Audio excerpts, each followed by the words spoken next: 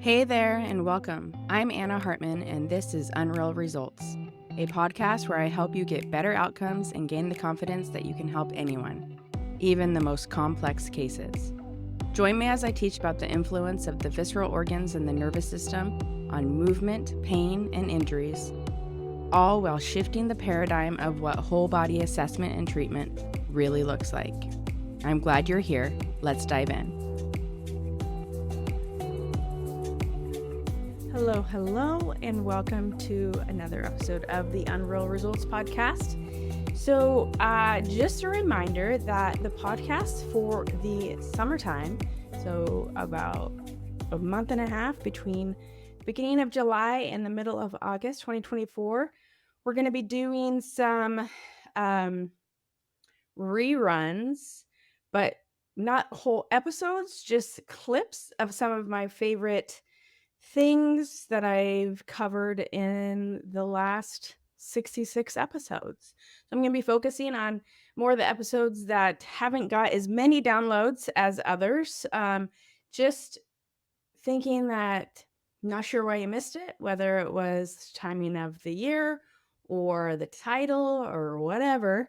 Want to make sure you get the information. And then also, I know that when it comes to learning stuff, whenever you can hear it, repeat it again, it's going to have a better opportunity to sort of be absorbed and stick. And then also, my experience and a lot of the mentorship alumni experience is when you re-listen, re-watch material, go back to it in another year, in another time, sometimes you hear and catch different things, because often what we pick up in a class or what we pick up in a lecture is what we need to hear in that moment. And you are a completely different person now than you used to be. A completely different practitioner, especially if you've been listening for a while and implementing some of these practical tips of utilizing a more true whole body approach that considers the viscera and the nervous system in your assessment and treatment plan. So maybe it is exactly what you already heard, but you're going to hear it in a different way and pick up different gems and different information from it. So I hope you enjoy it. I'm curating this specifically for you. And yeah, thanks for being here. Enjoy this episode. Hey, welcome back to another episode of the Unreal Results podcast. This clip coming up is from episode 26 called Sartorius B.I.G. Sartorius. Yes, it was a play on the one and only Notorious B.I.G. But in all seriousness, the sartorius is a very commonly overlooked muscle because it's a synergist. People don't give it much thought. It's not like people are big on let's train the sartorius, but is actually an area of the body that comes up a ton in terms of where I end up doing treatment on my athletes to make huge changes for their entire body. And so this clip gives you a little bit of insight into the uniqueness of the longest muscle of our body, the sartorius, and why you need to consider it in your treatment when you're considering especially this visceral and neural lens of view. Have a great day. Enjoy. Not largest, it's the longest muscle in our body. So it goes from the top of our pelvis at the typically originating on the ASIS of the ilium all the way to the tibia on the medial side of the lower leg. So it expands our entire length of our thigh plus the majority of the height of our pelvis. So it's pretty long.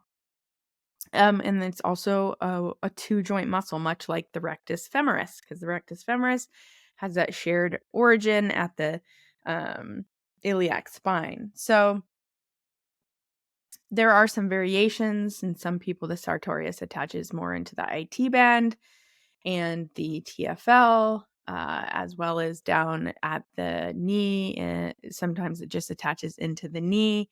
retinaculum versus below on the tibia, but for the most part, those are its origins and insertions.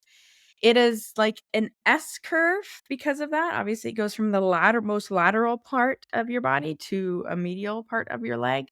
And so it has this nice sweeping S curve. I'd say that the thing that most people miss is it's a little bit more, the S curve happens higher up than down below. So some people think it kind of is like the middle of your leg, but it stays pretty medial. It like goes medial pretty proximal as it goes over. And you'll notice this border typically more so in people with hypertrophied quadriceps muscles than people without hypertrophied quadricep muscles, though everybody typically has one. There's always those little outlier variants that these long synergistic muscles, you tend to, it can actually be an anatomical variation not to have it. But for the most part, I'd say it's not so common to not have one. Um, the the thing that well, let's talk about like the traditional. You probably already know this about the sartorius. Its function is hip hip flexion, hip external rotation, and slightly hip abduction, as well as tibial internal rotation when the knee is flexed. When the knee is straight, it's just that long axis external rotation.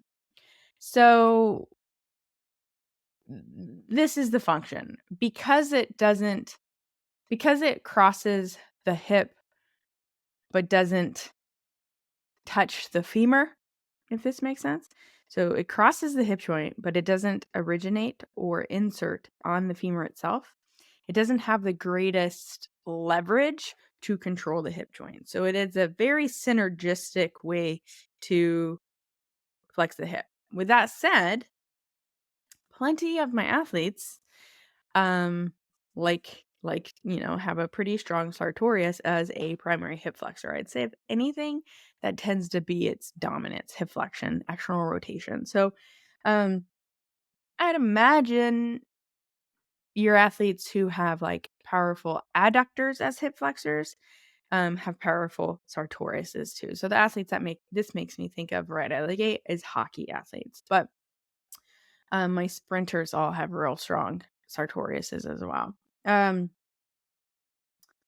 Then the other common thing we know that the sartorius plays a role in is medial knee stability because of its attachment on the inside of the knee and its origin more lateral. It really controls that medial collapse of the knee, especially in the absence of good medial hip stability.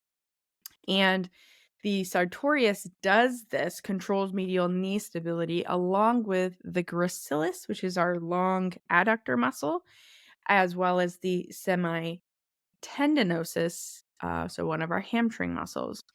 Oftentimes, when this is a primary, I don't want to say primary medial knee stabilizer, but when this complex, the sartorius, gracilis, and semitendinosus are getting overstretched because of this medial knee stability, tends to create some medial pes-anserine bursitis. And so this is probably I'd say this is most people's knowledge of the sartorius here. And I'm not going to argue with that. That is something that we see fairly commonly. And I'd say sometimes I see it from the sartorius just not, maybe even being kind of a little bit bound down in that fascial container, more so than necessarily hip weakness. But this goes back to sort of to how I see weakness of muscles is the first thing is the muscle really weak, or is the neural activity to it not being optimized? All right. So, the other thing from a functional standpoint of the sartorius, which is probably got me most interested in at first is the role the Sartorius plays as part of our spiral anatomy train or fascial line. So, our spiral line, described by Thomas Myers, is a line of muscles and fascia that primary role is to balance the arches and rotate, create our bipedal rotation, right? So it actually takes the rotation from our trunk and transfers it to the legs, or vice versa, takes that spring action that's inherent in the legs and transfers it to the trunk. So um, I look to the sartorius as a way to connect into our um, spiral line and our good movement patterns too. It's the main connector, in my opinion, between the foot and the trunk. So having this as a like healthy, mobile muscle that can do its thing is important. Um, the rest of the spiral line, it goes from sartorius and it goes peroneus longus underneath the, or sorry, posterior tibialis underneath the arch of the foot, connecting to peroneus longus, up the lateral side of the leg, connecting into the IT band, meeting back up at that iliac spine of the pelvis, and then connecting with the oblique sling system up into the serratus through the rhomboids and then to the same side neck. So that is our spiral line, and we have one on both sides. So, the interesting thing too is the beautiful thing about that spiral or the sartorius is you can see the spiral of the shape of the muscle, right? It's that nice S curve going from lateral to medial in the knee, and this is mirrors the spiral of our leg that is inherent to us from an embryological standpoint. So, you may have heard me talk about this before, but from an embryo standpoint, before we're born, after our limb buds, our leg limb buds have come from the embryo and start to grow into legs, um, the front of the leg and the back of the leg sort of switch because what happens is the leg twists and it's on itself. And so the front of the leg becomes the back of the leg and the back of the leg becomes the front of the leg. This is why if you've ever thought about it, the term dorsiflexion, when you dorsiflex your foot, you're moving your foot towards the front of the shin. That's actually our dorsum. That's our dorsal surface of our leg. And so that spiral going into internal rotation is what gives us that bounce, that spring back into external rotation, right? So the winded up spring is internal rotation and the recoil of it is external rotation. So you can really see that in the sartorius too. When the leg is fully internally rotated, it really stretches out that sartorius. And if we think about it as a rubber band, it recoils it and pulls it into external rotation. And so I think this too is why so many of my athletes have such a more prominent or easier to find sartorius is because in general, most of them do a lot more elastic recoil activities than general population. So with that said too, that means it's probably an important part of our elastic recoil function of the lower extremity. All right. So that's sort of the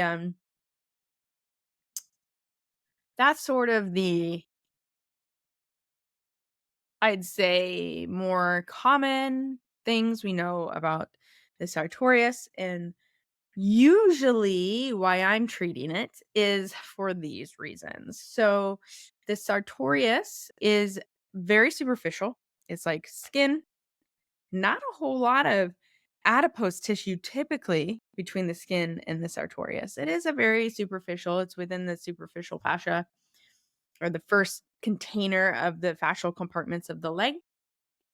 And very similar to the relationship, a very similar looking container to what the erector spinae look like in the trunk. So the erector spinae are enveloped in a fascia on like all around it basically, right? And then it those 3 layers of fascia come together and hook to the spine, and then 3 layers of fascia come together on the other side and then invest into the 3 layers of the abdominal muscles. Same thing, sort of the sartorius, it is within the fascial container and has a connection to the medial compartment. It is in the anterior compartment, but it's compartmentalized on its own as well. Even though it's technically part of the anterior compartment, it's kind of its own little compartment. So it has 2 interfascial triangles on each side of it, medial and lateral, and then it also has a connection to the posterior compartment. So it joins with the posterior and the lateral intermuscular septum, as well as the medial intermuscular septum. So it actually sartorius actually influences and has a pull or a relationship on each of the 3 compartments of the thigh. Because of that, it can influence the neurovascular structures in all the compartments. So this means a tight, if you want to use the word tight, I don't love that, but it's kind of the best way to think about it. A tight sartorius or tight sartorius that is not sort of free in its own compartment, free to pull on those compartments, can create tension in the sciatic nerve, the femoral nerve, the saphenous nerve, as well as the obturator nerve. So it can affect function of the quads, sensation to the entire thigh, the medial part of the low leg and toe, foot, and the posterior side of the thigh, as well as like general function of the entire lower extremity, and then the inside medial thigh via the obturator nerve. So that's super important to realize. And because it's so superficial and so related to the skin, this is actually why I treat it so much, is because it's really easy to treat. You could technically, depending on, again, this is like depending on how free it is to move. When it's free to move, you can use your fingers to pick up someone's sartorius and kind of separate from the quadriceps, which is really cool to see. If someone's not that free to move, I use the silicone cups, which I call dynamic cupping. It's the more flexible cup. I do the cup and I do a skin lift technique with the cup to sort of help lift that. I get a twofold response here. I get a reflexive response within all of the compartments, but then I also get a response directly to the sartorius itself because of the relationship to the skin. So I get this reflexive relaxation and of the sartorius itself and everything beneath it and around it. And the cool thing is the things that are beneath it and why I care, like why it becomes also so important. The sartorius is one of the main borders of, and I say sartorius, not just the muscle, but the fascial container itself. The fascia beneath it is sort of the border of the adductor canal, or also sometimes called the femoral canal. The adductor canal contains the femoral artery, the femoral vein, the lymphatic structures, and then branches of the femoral nerve, the biggest branch being the saphenous nerve, which is the large cutaneous nerve of the femoral nerve.